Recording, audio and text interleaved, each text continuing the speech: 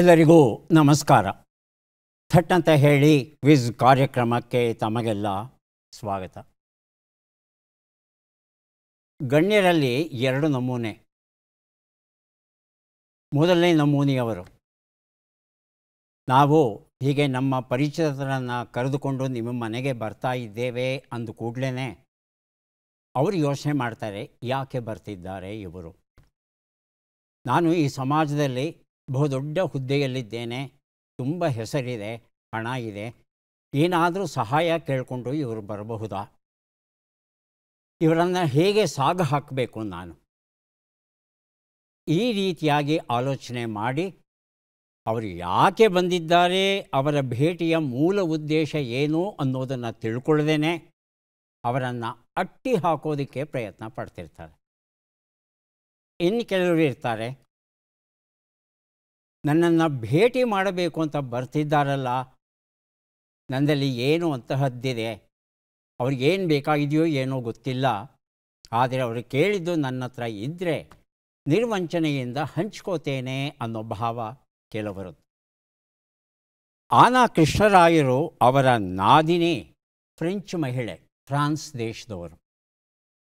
ಆಕೆ ಭಾರತಕ್ಕೆ ಬಂದಾಗ ಅನಾಕ್ರು ಅವರ ಹತ್ರ ಹೇಳ್ತಾರಂತೆ, ನಿಮ್ಮ ಕನ್ನಡ ಭಾಷೆಯಲ್ಲಿ ಉದ್ದಾಮ ಸಾಹಿತಿಗಳು ಯಾರಿದ್ದಾರೆ, ಒಂದಷ್ಟು ಜನರ ಪರಿಚಯ ಮಾಡಿಕೊಡಿ, ಅವ್ರ ಜೊತೆ ನಾನು ಮಾತುಕತೆ ಆಡಿ ಕೆಲವು ವಿಷಯಗಳನ್ನು ತಿಳ್ಕೋಬೇಕು ಅಂತ ಹೇಳ್ತಾರೆ. ಅನಾಕ್ರು ಅವರು ತಮಗೆ ಗೊತ್ತಿದ್ದಂಥ ಒಂದು ಇಬ್ಬರು ಮೂವರು ಹಿರಿಯರ ಹತ್ರ ಕಳಿಸಿದಾಗ ಆ ಹಿರಿಯರು ಮೊದಲನೇ ವರ್ಗಕ್ಕೆ ಸೇರಿದವರು, ಕೆಲಸಕ್ಕಾಗಿ ಬಂದಿದ್ದಾಳೋ, ಹಣದ ಸಹಾಯಕ್ಕೆ ಬಂದಿದ್ದಾಳೋ, ಚಂದ ಕೇಳೋಕ್ಕೆ ಬಂದಿದ್ದಾಳೋ, ಈ ಹಿನ್ನೆಲೆಯಲ್ಲಿ ಬೇಗ ಆಕೆಯನ್ನು ತಮ್ಮ ಮನೆಯಿಂದ ಕಳಿಸೋದಕ್ಕೆ ಪ್ರಯತ್ನ ಪಡ್ತಾರೆ. ಇನ್ನು ಕೆಲವರು ಆಕೆ ಬಂದು ಪರಿಚಯ ಮಾಡ್ಕೋತಾ ಇದ್ದ ಹಾಗೆ ತನ್ನ ಕಥೆಯನ್ನು ಹೇಳೋಕ್ಕೆ ಶುರು ಮಾಡ್ತಾರೆ. ನಾನು ಇಂತಹವನು, ಹೀಗೆ ಓದಿದ್ದೇನೆ, ಇಂಥ ಪುಸ್ತಕ ಬರೆದಿದ್ದೇನೆ, ಇಂತಹ ಪ್ರಶಸ್ತಿ ಬಂದಿದೆ. ಆಕೆಗೆ ಆಸಕ್ತಿ ಇದೆಯೋ ಇಲ್ವೋ ಗೊತ್ತಿಲ್ಲ,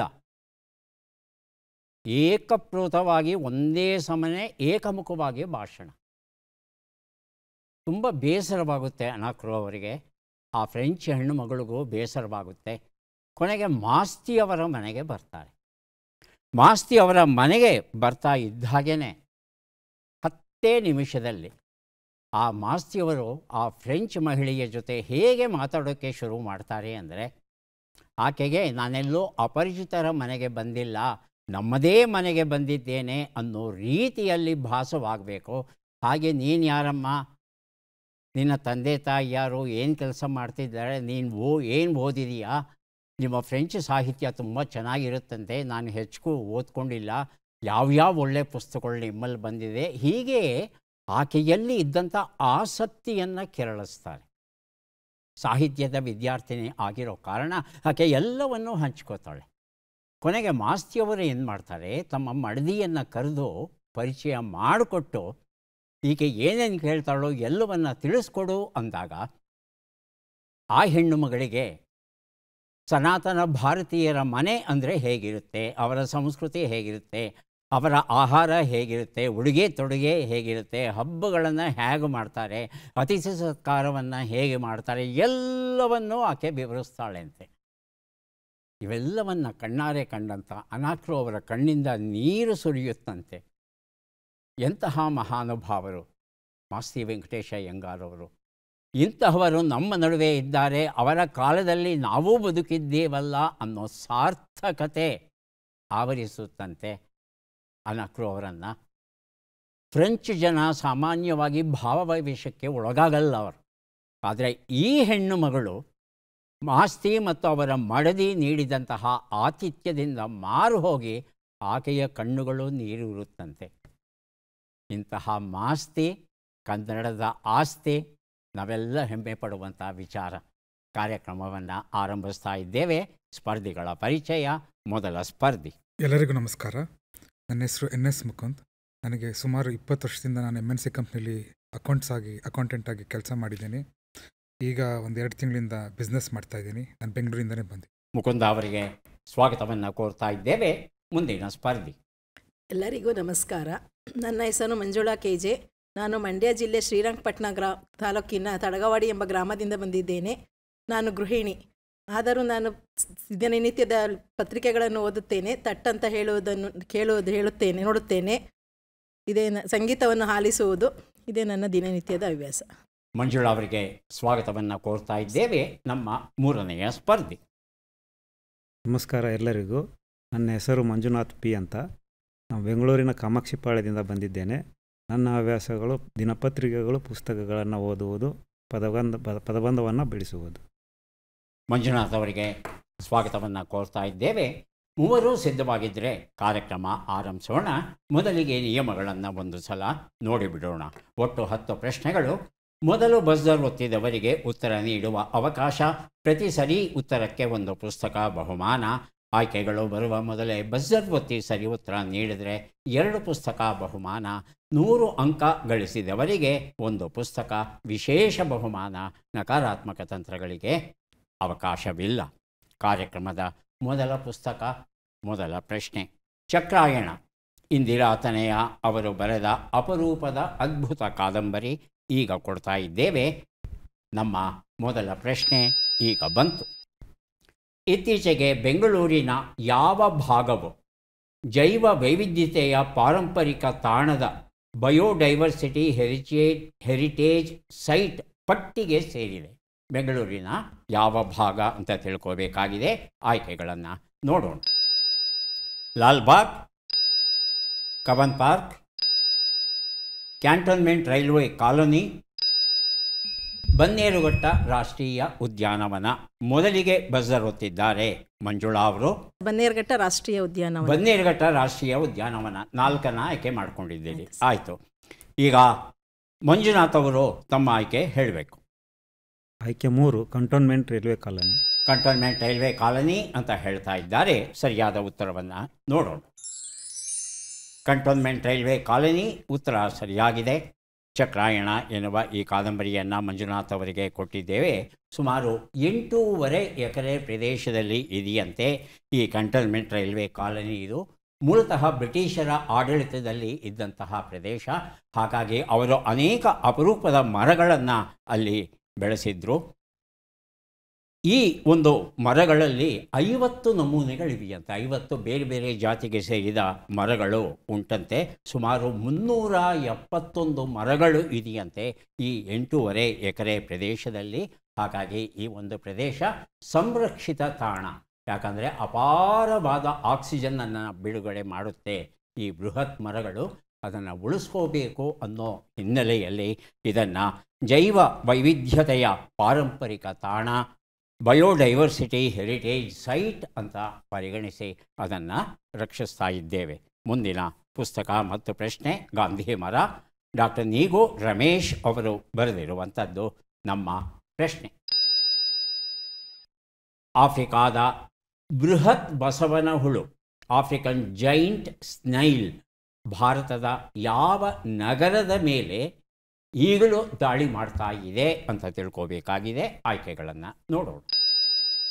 ಕೋಲ್ಕತ್ತಾ, ಚೆನ್ನೈ, ಹೈದರಾಬಾದ್, ಬೆಂಗಳೂರು. ಮೊದಲಿಗೆ ಮಂಜುನಾಥ್, ಆನಂತರ ಬಜರ್ ಒತ್ತಿದ್ದಾರೆ ಮುಕುಂದ ಅವರು. ಮಂಜುನಾಥ್, ತಮ್ಮ ಉತ್ತರ? ಆಯ್ಕೆ 2 ಚೆನ್ನೈ. ಚೆನ್ನೈಯ? ಹೌದಾ? ಹಾಂ. ಮುಕುಂದ್? ಕೋಲ್ಕತ್ತಾ ಆಯ್ಕೆ 1. ಉತ್ತರವನ್ನು ನೋಡೋಣ. ಚೆನ್ನೈ ಅನ್ನೋದು ಸರಿಯಾದ ಉತ್ತರ. ಗಾಂಧಿ ಮರ ಎನ್ನುವ ಈ ಪುಸ್ತಕವನ್ನು ಅವರಿಗೆ ಕೊಡ್ತಾ ಇದ್ದೇವೆ. ಈ ಆಫ್ರಿಕನ್ ಜೈಂಟ್ ಸ್ನೈಲ್ ಅಂತ ಏನು ಒಂದು ಬಸವನ ಹುಳು ಇದೆ, ಇದು ಸಸ್ಯನಾಶಕ. ಏನು ಹಸಿರು ಸಿಕ್ಕಿದ್ರೂ ಸಾಕು ಅದನ್ನು ತಿಂತಾ ಕಬಳಿಸ್ತಾ ಹೋಗುತ್ತೆ. ಹಾಗಾಗಿ ನೋಡ್ತಾ ಇದ್ದ ಹಾಗೆ ಒಂದು ಗಿಡವನ್ನು ಪೂರ್ತಿ ಬೋಳಿಸ್ಬಿಡುತ್ತೆ. ಅಷ್ಟು ಶಕ್ತಿಶಾಲಿಯಾದದ್ದು.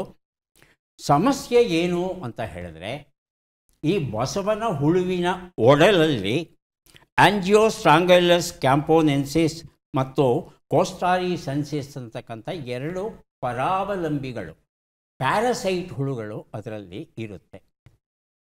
ಇದು ಬಹಳ ದೊಡ್ಡದಿರುತ್ತಲ್ಲ, ಕೆಲವು ಜನ ಇದನ್ನು ಹಿಡಿದು ತಿಂತಾರೆ. ಹಾಗೆ ತಿಂದಾಗ ಅಥವಾ ಇದರ ಮಲವಿಸರ್ಜನೆ ಏನಿರುತ್ತೆ ಅದು ಆಹಾರ ಪದಾರ್ಥಗಳಲ್ಲಿ ಬೆರೆತು ಸ್ವಚ್ಛತೆಯನ್ನು ಪರಿಪಾಲಿಸದೆ ಹಾಗೆ ತಿಂದರೆ ಈ ಎರಡು ಪರಾವಲಂಬಿಗಳು ಏನಿದೆ ಅದರ ಹುಳುಗಳು ಆ ಮೊಟ್ಟೆಗಳು ನಮ್ಮ ದೇಹವನ್ನು ಸೇರ್ತು ಅಂತ ಹೇಳ್ತಂದರೆ ಅದು ನೇರವಾಗಿ ಮಿದುಳಿಗೆ ಹೋಗಿ ಗುಣಿಪಡಿಸೋಕ್ಕೆ ಆಗದೇ ಇರುವಂಥ ಸಮಸ್ಯೆಗಳನ್ನು ಉಂಟು ಮಾಡಬಹುದು. ಕೆಲವರಲ್ಲಿ ಅದು ಹೊಟ್ಟೆಯಲ್ಲಿ ಹೋಗಿ ನಾನಾ ರೀತಿಯ ಸಮಸ್ಯೆಗಳನ್ನು ಉಂಟು ಮಾಡುತ್ತೆ. ಹಾಗಾಗಿ ಬಸವನ ಹುಳು ಬೆಂಗಳೂರಿಗಂತೂ ಸದ್ಯಕ್ಕೆ ಬಂದಿಲ್ಲ, ಚೆನ್ನೈಯಲ್ಲಿದೆ. ಅಕಸ್ಮಾತ್ ಬಂತು ಅಂದರೆ ಇವುಗಳನ್ನು ಎಷ್ಟು ಬೇಗ ಸಾಧ್ಯವಾಗುತ್ತೋ ಅಷ್ಟು ಬೇಗ ನಿರ್ಮೂಲನೆಗೊಳಿಸೋದು ಒಳ್ಳೆಯದು. ಮುಂದಿನ ಪುಸ್ತಕ ತಿತ್ತಿವಾಸನ ಟೈಟಾನ್ ವಾಚು ಎನ್ನುವ ಕಥಾ ಸಂಕಲನ. ದಿಲೀಪ್ NK ಇದನ್ನು ಬರೆದಿದ್ದಾರೆ. ನಮ್ಮ ಪ್ರಶ್ನೆ: ಭಾರತದ ಯಾವ ನಗರದ ಜನರು ಪರಿಸರ ಮಾಲಿನ್ಯದ ಕಾರಣ ತಮ್ಮ ಜೀವಮಾನದಲ್ಲಿ ಸುಮಾರು 8.25 ವರ್ಷಗಳನ್ನು ಕಳೆದುಕೋತಾ ಇದ್ದಾರೆ ಅಂತ ತಿಳ್ಕೋಬೇಕಾಗಿದೆ. ಆಯಸ್ಸೇ ಕಮ್ಮಿ ಆಗೋಗುತ್ತೆ ಮಾಲಿನ್ಯ ಹೆಚ್ಚಾದರೆ. ಯಾವ ನಗರ ಭಾರತದಲ್ಲಿ ಮೊದಲ ಸ್ಥಾನದಲ್ಲಿದೆ ತಿಳ್ಕೋಬೇಕಾಗಿದೆ. ಮೊದಲಿಗೆ ಮುಕುಂದ್ ಬಜರ್ ಹೊತ್ತಿದ್ದಾರೆ, ಡೆಲ್ಲಿ ಅಂತ ಹೇಳ್ತಾ ಇದ್ದಾರೆ. ಆಯ್ಕೆಗಳು ಬರೋದಕ್ಕೆ ಮೊದಲು ಮಂಜುನಾಥ್. ಡೆಲ್ಲಿ ಸರ್. ಡೆಲ್ಲಿ. ಆಯ್ಕೆಗಳನ್ನು ನೋಡೋಣ.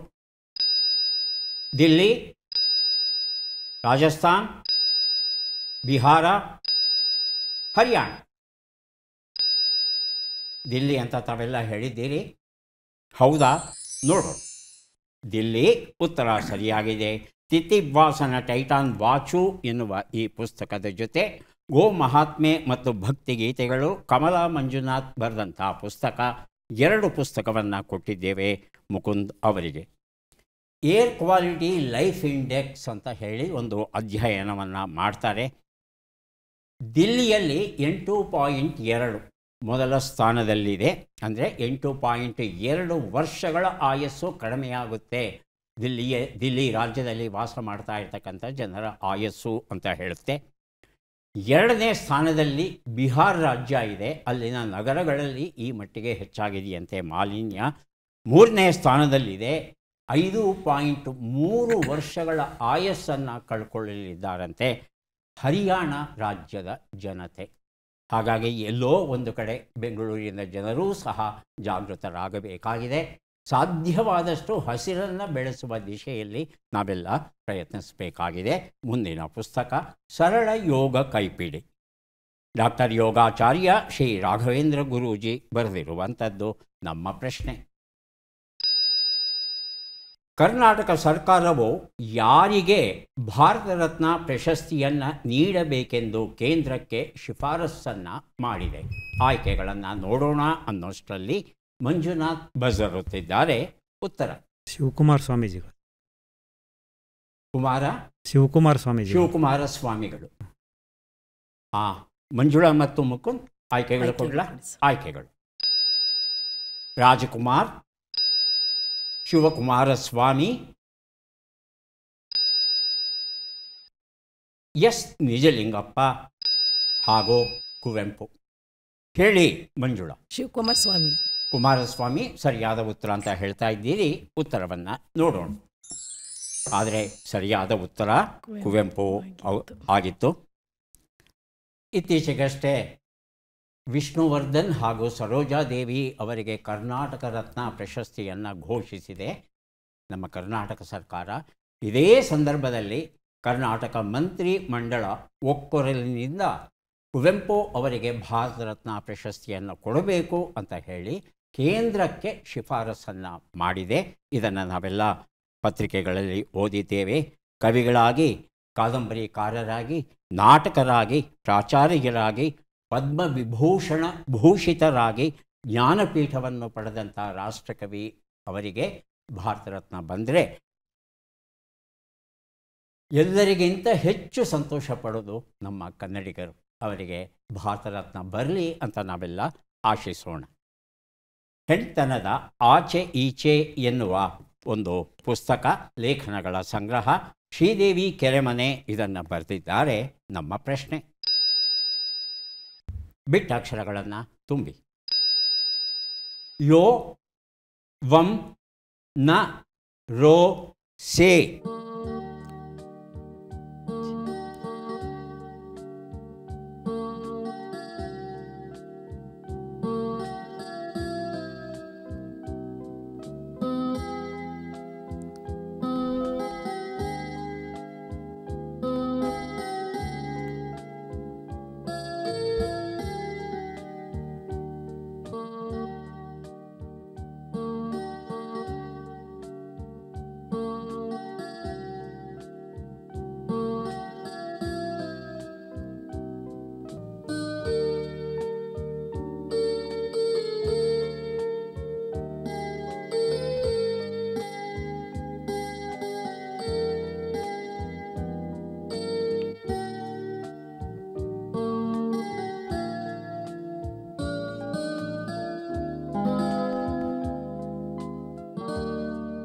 1 ನಿಮಿಷದ ಕಾಲಾವಕಾಶ ಮುಕ್ತಾಯ ಆಗಿದೆ. ಉತ್ತರವನ್ನು ನೋಡೋಣ.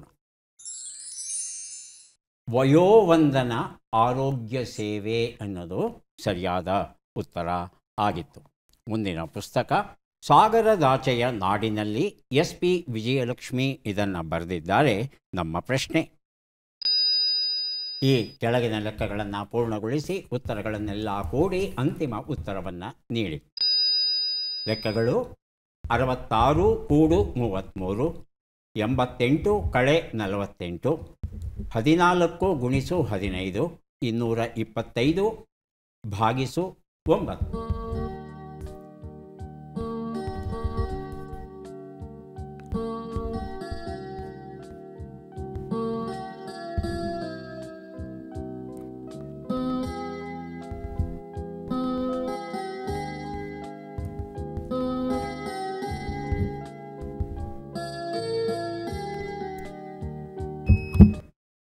ಬಜರ್ ಒತ್ತಿದ್ದಾರೆ ಮುಕುಂದ್ ಅವರು. 290. ಎಷ್ಟು? 290. ಹಾಂ, ಮಂಜುಳಾ ಮತ್ತು ಮಂಜುನಾಥ್ ಹೇಳಿ. 371.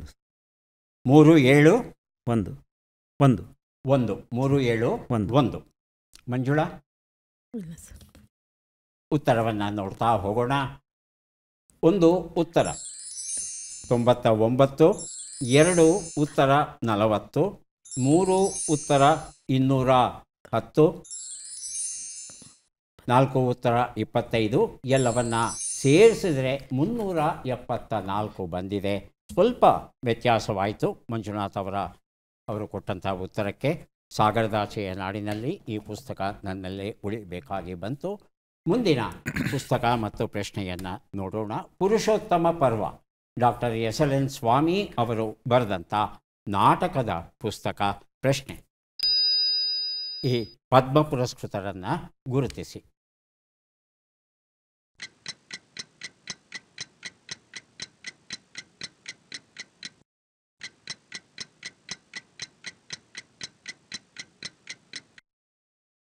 ಆಯ್ಕೆಗಳನ್ನು ನೋಡೋಣ. ಮಮತಾ ಶಂಕರ್, ನೀರಜಾ ಬಾಟ್ಲಾ, ನಿರ್ಮಲಾದೇವಿ, ಜುಮ್ಡೆ ಯಾಮ್ಗಮ್ ಗ್ಯಾಮ್ಲಿನ್. ಹೇಳಿ ಮುಕುಂದ್. ಆಪ್ಷನ್ 4 ಜುಮ್ಮೈ ಯಾಮ್ಲಂ ಗ್ಯಾಮ್ಲಿನ್. ಎರಡನೇದಾಗಿ ಬಜರುತ್ತಿದ್ದಾರೆ ಮಂಜುಳಾ. ಮಮತಾ ಶಂಕರ್. ಮಮತಾ ಶಂಕರ್ ಆಯ್ಕೆ 1. ಉತ್ತರವನ್ನು ನೋಡು. ಸರಿಯಾದ ಉತ್ತರ ನೀರಜಾ ಬಾಟ್ಲಾ ಆಗಿತ್ತು. ಪುರುಷೋತ್ತಮ ಪರ್ವ ಈ ಕೃತಿ ನನ್ನಲ್ಲಿ ಉಳಿಯಿತು. ನೀರಜಾ ಬಾಟ್ಲಾ ಅವರಿಗೆ ಈ ವರ್ಷ ಪದ್ಮಶ್ರೀ ಗೌರವವನ್ನು ನೀಡಿದೆ ನಮ್ಮ ಸರ್ಕಾರ. ದಿಲ್ಲಿ ರಾಜ್ಯಕ್ಕೆ ಸೇರಿದವರು. ವೈದ್ಯಕೀಯ ಕ್ಷೇತ್ರದಲ್ಲಿ, ಅದರಲ್ಲೂ ಕ್ಯಾನ್ಸರ್ ಕ್ಷೇತ್ರಕ್ಕೆ ಸಂಬಂಧಪಟ್ಟ ಹಾಗೆ ಇವರು ಸಲ್ಲಿಸಿರುವ ಅನುಪಮ ಸೇವೆ ಏನಿದೆ ಅದನ್ನು ಗುರುತಿಸಿ ಈ ಗೌರವವನ್ನು ನೀಡಿದ್ದಾರೆ. ಹೆಣ್ಣು ಮಕ್ಕಳಿಗೆ ಬರುವಂಥ ಗರ್ಭಕೊರಳ ಕ್ಯಾನ್ಸರ್ ಏನಿದೆ ಅದರ ಸ್ಟೇಜಿಂಗ್ ಅಂತ ಹೇಳ್ತೇವೆ.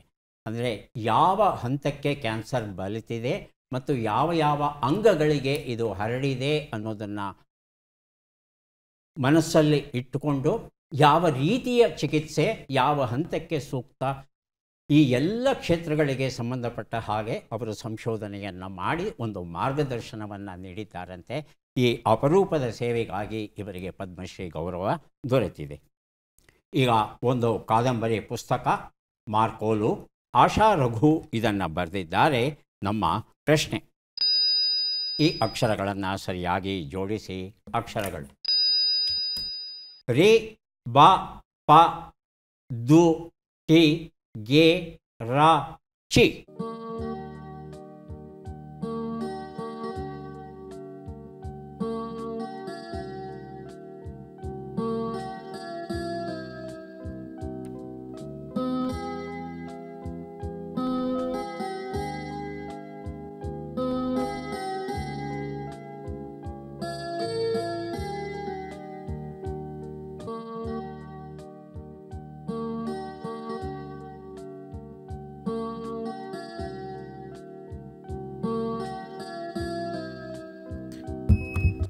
ಬಚ್ಚಿಟ್ಟಿದ್ದು ಪರರಿಗೆ.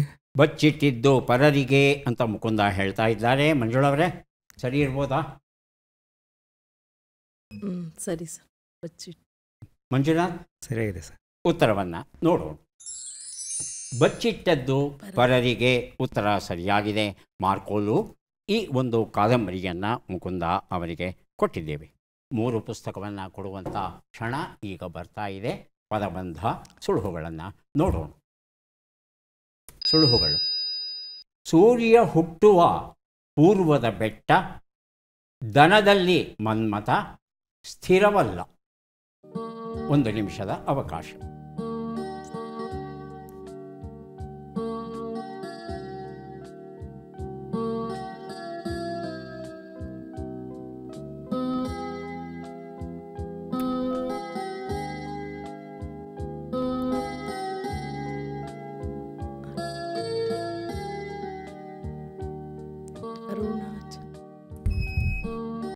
ಮೊದಲಿಗೆ ಬಜರ್ ಒತ್ತಿದ್ದಾರೆ ಮಂಜುಳಾ, ಆನಂತರ ಮಂಜುನಾಥ್ ಅವರು.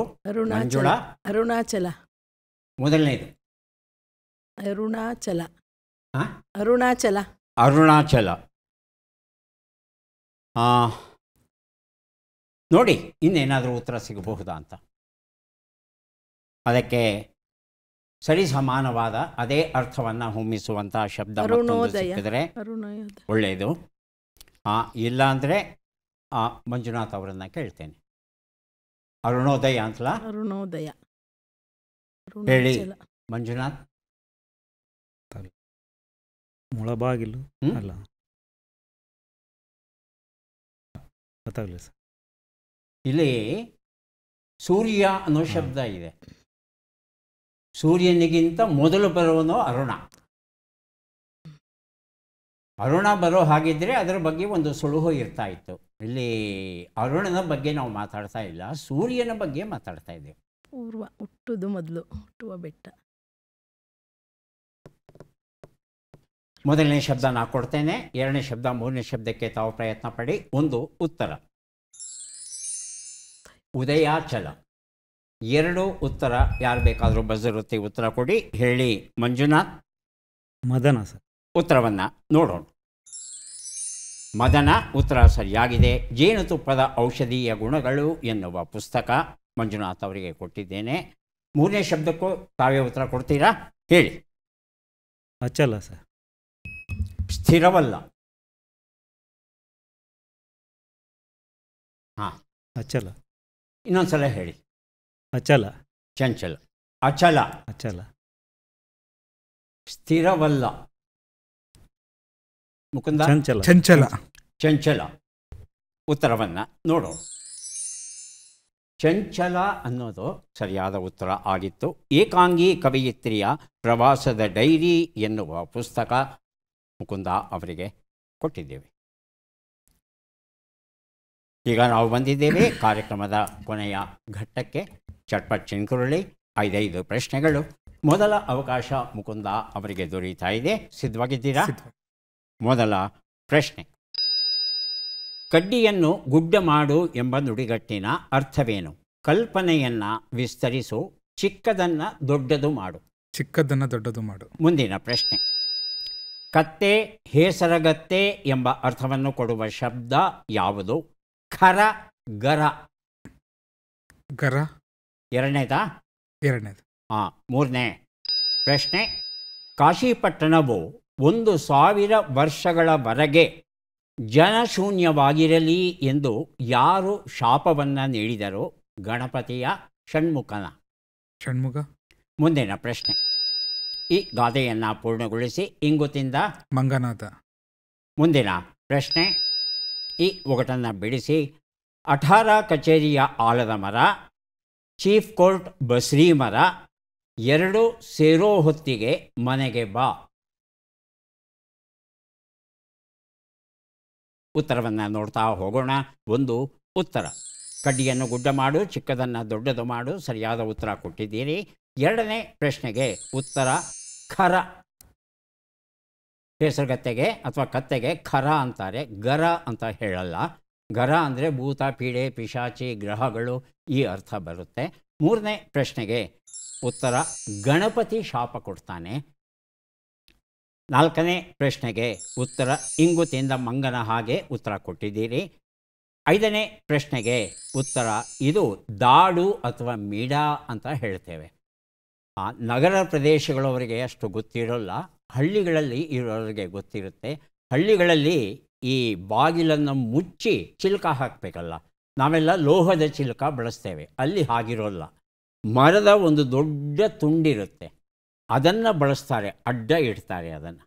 ಸೊ ರಾತ್ರಿ ಮಲಗೋದಕ್ಕೆ ಮೊದಲು ಈ ಮಿಡ ಅಥವಾ ಈ ದಾಡು ಏನಿದೆ ಇದನ್ನು ಇಟ್ಟರೆ ಅದನ್ನು ಏನೇ ಮಾಡಿ ನೀವು ಪ್ರಯತ್ನ ಪಡಿ ಬಾಗಿಲನ್ನು ತಳ್ಳಕ್ಕೆ ಆಗೋದೇ ಇಲ್ಲ. ಬಾಗಿಲನ್ನು ಕೊಡಲಿ ತೊಗೊಂಡು ಕತ್ತರಿಸ್ಬೇಕೇ ಹೊರತು ಇಲ್ಲದಿದ್ದರೆ ಅದನ್ನು ತಳ್ಳಲಿಕ್ಕೆ ಅಂತೂ ಸಾಧ್ಯ ಇಲ್ಲ. ಅಷ್ಟು ದೃಢವಾದ ವ್ಯವಸ್ಥೆ ಆ ಮಿಡ ಅಥವಾ ದಾಡು ಅನ್ನೋದು. ಎಷ್ಟು ಸರಿ ಉತ್ತರ ಕೊಟ್ರಿ? 2 ಅಲ್ವಾ? 2 ಚಿಕ್ಕದನ್ನು ದೊಡ್ಡದು ಮಾಡು ಕೊಟ್ರಿ, ಮಂಗನ ಹಾಗೆ ಕೊಟ್ರಿ. 2 ಪುಸ್ತಕವನ್ನು ತಮಗೆ ಕೊಡ್ತಾ ಇದ್ದೇವೆ. ಈಗ ಅವಕಾಶ ಮಂಜುಳಾ ಅವರಿಗೆ ಬರ್ತಾ ಇದೆ. ಸಿದ್ಧವಾಗಿದ್ದೀರಾ? ಮೊದಲ ಪ್ರಶ್ನೆ.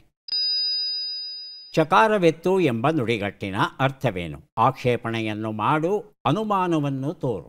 ಆಕ್ಷೇಪಣೆಯನ್ನು ಮಾಡು. ಮುಂದಿನ ಪ್ರಶ್ನೆ. ಕನ್ನ ಕೊರೆಯುವವನು ಎಂಬ ಅರ್ಥವನ್ನು ಕೊಡುವ ಶಬ್ದ ಯಾವುದು? ಖನಕ, ಕನಕ. ಖನಕ ಮೊದಲನೇದು. ಮುಂದಿನ ಪ್ರಶ್ನೆ. ಗಣೇಶನ ಶಾಪದಿಂದ ಜನಶೂನ್ಯವಾಗಿದ್ದ ಕಾಶಿಯಲ್ಲಿ ಜನರು ಬರುವ ಹಾಗೆ ಮಾಡಿದವರು ಯಾರು? ವಿಶ್ವನಾಥ ಮತ್ತು ಅನ್ನಪೂರ್ಣೆ, ಮಲ್ಲಿಕಾರ್ಜುನ ಮತ್ತು ಭ್ರಮರಾಂಬ. ಯಾರು? ವಿಶ್ವನಾಥ, ಅನ್ನಪೂರ್ಣೆ. 4ನೇ ಪ್ರಶ್ನೆ. ಈ ಗಾದೆಯನ್ನು ಪೂರ್ಣಗೊಳಿಸಿ. ಆನೆ ಮೇಲೆ ನಿಂತುಕೊಂಡು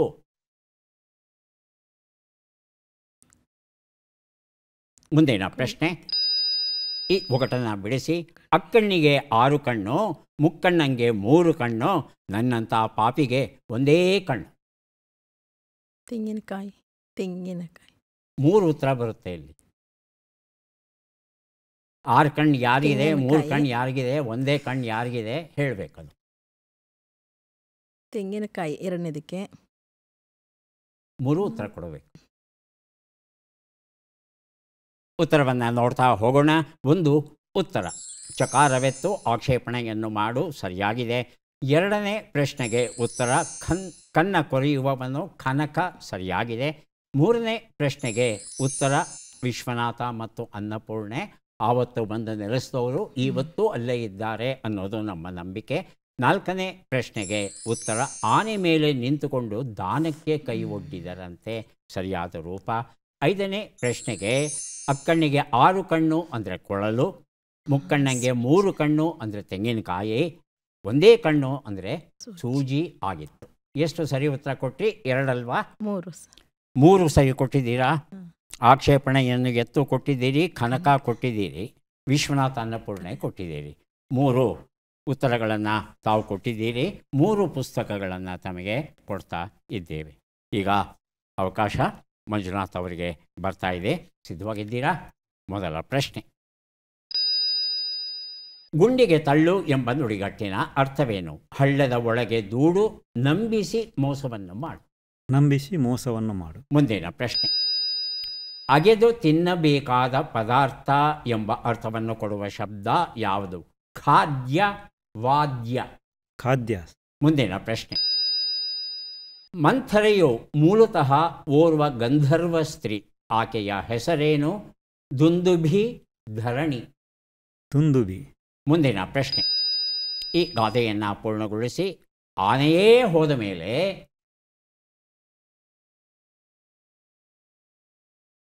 ಮುಂದಿನ ಪ್ರಶ್ನೆ.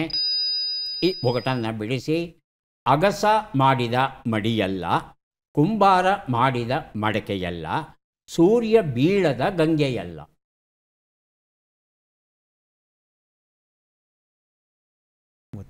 ಉತ್ತರವನ್ನು ನೋಡ್ತಾ ಹೋಗೋಣ.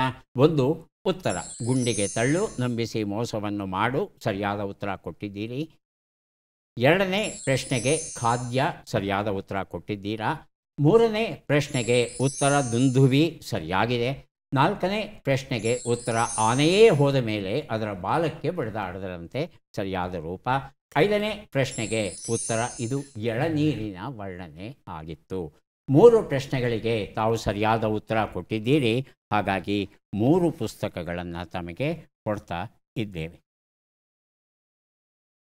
ಯಾರಿಗೆ ಎಷ್ಟು ಪುಸ್ತಕ ಬಂದಿದೆ ಅದನ್ನು ನೋಡುವ ಕ್ಷಣ ಬಂತು. 3 ಮತ್ತು 6 ಪುಸ್ತಕ ದೊರೀತಾ ಇದೆ ಮುಕುಂದ ಅವರಿಗೆ.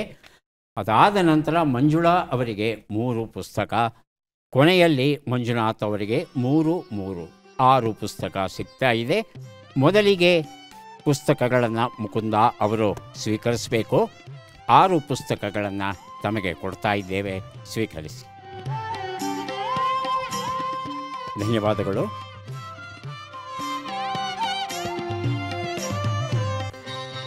ಮೂರು ಪುಸ್ತಕ ತಮಗೆ ಕೊಡ್ತಾ ಇದ್ದೇವೆ, ಸ್ವೀಕರಿಸಿ. ಅಭಿನಂದನೆಗಳು.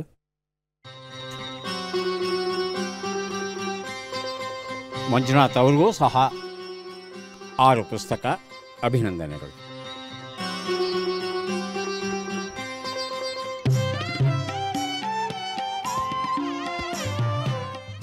ವೀಕ್ಷಕರೇ, ಹೇಗಿದ್ದೀರಿ?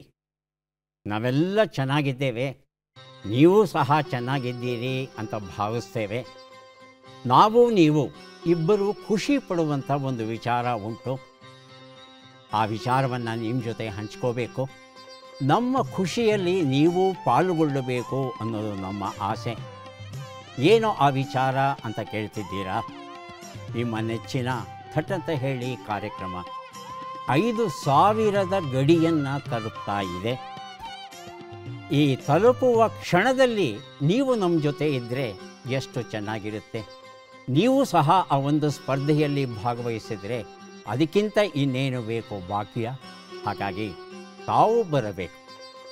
ಯಾವತ್ತು ಅಂತ ಕೇಳ್ತಿದ್ದೀರಾ? ಅಕ್ಟೋಬರ್ 11ನೇ ತಾರೀಕು.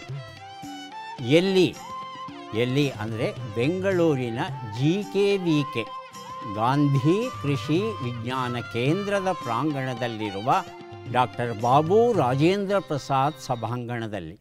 ಎಷ್ಟು ಹೊತ್ತಿಗೆ? 11 ಗಂಟೆಗೆ. ಯಾರಿಗೆ ಪ್ರವೇಶ ಉಂಟು? ಎಲ್ಲರಿಗೂ ಪ್ರವೇಶ ಉಂಟು. ದಯವಿಟ್ಟು ಬನ್ನಿ, ನಮ್ಮ ಸಂತೋಷದಲ್ಲಿ ಪಾಲುಗೊಳ್ಳಿ.